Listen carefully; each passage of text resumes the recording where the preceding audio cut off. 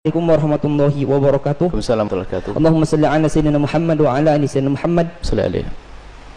Maaf jika kita wanita sedang libur atau menstruasi, apakah boleh memuaskan suami menggunakan mulut? Terima kasih. Bismillah.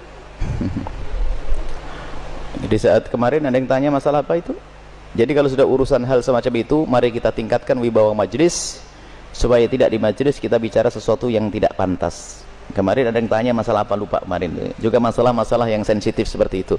Dan jangan membiasakan kita di majelis saat membicarakan hal yang demikian itu dengan dibarengi dengan guyonan, merendahkan syariat itu. Menjadi sebab barokahnya ilmu dicabut.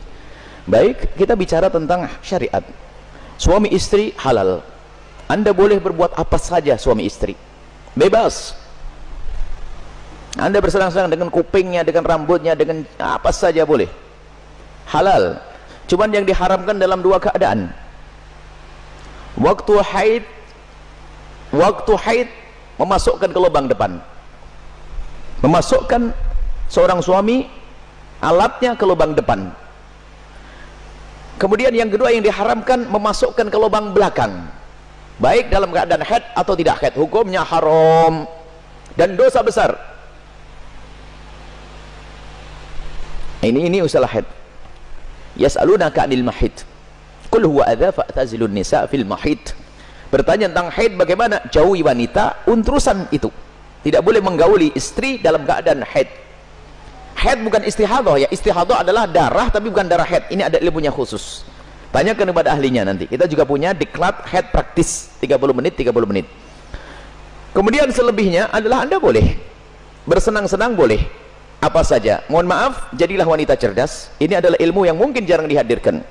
Seorang suami yang soleh mungkin, seorang suami yang soleh, dia mungkin di luar melihat sesuatu yang diharamkan. Cuman dia orang menjaga diri. Astagfirullah, saya ngelihat aurat di luar.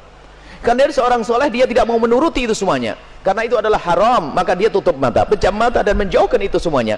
Tapi dia seorang laki-laki normal, bangkit syahwatnya. Pulang ke rumah, istrinya mens. Istrinya ada halangan, ayo mau diapain? Ayo menjadi istri yang aktif, inovatif. Anda tidak boleh melayani suami Anda dengan sesuatu yang khusus itu. Tapi Anda harus bisa senangkan suami dengan diri Anda misalnya. Mohon maaf, ini majelis mulia. Jika seorang suami mengeluarkan air mani dengan tangannya sendiri, maka dia telah melakukan kesalahan dan dosa. Tapi kalau dia mengeluarkan air mani dengan tangannya seorang istri, kecerdasan istri, selesai. Dan itu adalah pahala. Maka jadilah istri cerdas. Jangan istri kalau sudah lagi Masya Allah, libur buat kopi, liburnya dengan suami, sampai suami itu Masya Allah, stres. Anda bisa menyenangkan dengan diri Anda. Mohon maaf, mufakhadah, di antara dua paha yang penting tidak masuk wilayah itu. Atau apa saja, mohon maaf ini saya sampaikan majelis mulia, sebab banyak wanita gayanya sih modelnya kayak hebat-hebat, tapi Masya Allah bikin stres suami. Hati-hati itu, hei para wanita, sadar. Senangkan suamimu dengan apapun yang Allah berikan kepadamu, dengan tanganmu, dengan apapun. Yang penting kalau Anda haid jangan masuk wilayah itu.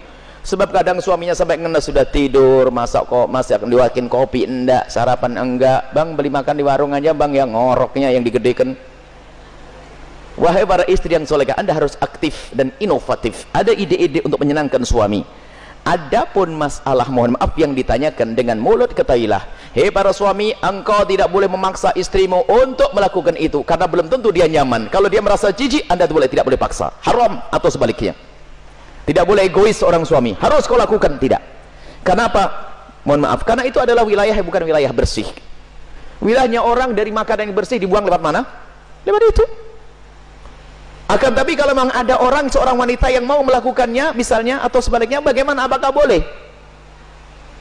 Ketahuilah, di situ ada cairan yang najis. Air mani tidak najis, khilaf di antara ulama. Madhab Syafi'i najis, tapi cairan selalu najis. Maka kalaupun seandainya harus melakukan, mohon agar tidak ditelan. Karena itu adalah jangan sampai karena itu najis. Tidak usah ditelan cairan-cairan. Adapun masalah air mani adalah khilaf di antara ulama, akan tapi boleh seorang suami, seorang istri melakukan yang demikian tentu dengan keridhaannya dan tentunya dengan waspada. Tidak boleh sampai ada masuk ke dalam perutnya sesuatu, karena itu ada madhi. Sebelum mani adalah najis, cairan-cairan sebelum mani adalah najis. Dan wahai para suami dan para istri, yuk kita melakukan sesuatu yang sesuai dengan petunjuk Nabi SAW, akhlaklah yang baik. Dan kenapa biasanya ada pertanyaan demikian ini? Karena apa? Naudzubillah, ada yang ditonton yang salah, gurunya salah, dari film-film yang ngaco itu ditiru, sehingga dia bingung untuk menyelesaikan urusan pribadinya dengan cara ini cara itu. Tidak ada cara yang lebih indah dari diajarkan Nabi. Seorang laki-laki duduk di perempatan istrinya, maksud duduk di atas perut istrinya, di atas ini, itu adalah cara yang paling bagus. Nggak usah macam-macam, petunjuk dari Nabi. Itu hanya gara-gara sering nonton film kotor, makanya banyak pertanyaan aneh. Tapi pun harus dijawab, harus dijawab, selesai. Semoga Allah bisa menjadikan Anda orang yang bisa menyenangkan. Termasuk wahai para suami, mungkin ada seorang suami yang, mohon maaf, ada bermacam-macam sebab, ada ejakulasi dini dan sebagainya dan sebagainya. Tapi ketahuilah, jangan biarkan istrimu terlantar.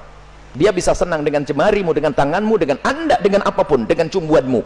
Jangan sampai menjadi seorang suami egois. Dan Nabi marah. Nabi marah dengan seorang laki-laki yang mendatangi istrinya seperti binatang mendatangi betinanya. Nggak pakai muqaddimah, pakai minyak wangi dulu deh para suami, sikat gigi yang bersih, kemudian cumbu, rayu, seperti halnya engkau ingin melihat dia cantik, dia jaga, ingin melihat engkau paling tidak agak ganteng dikit deh.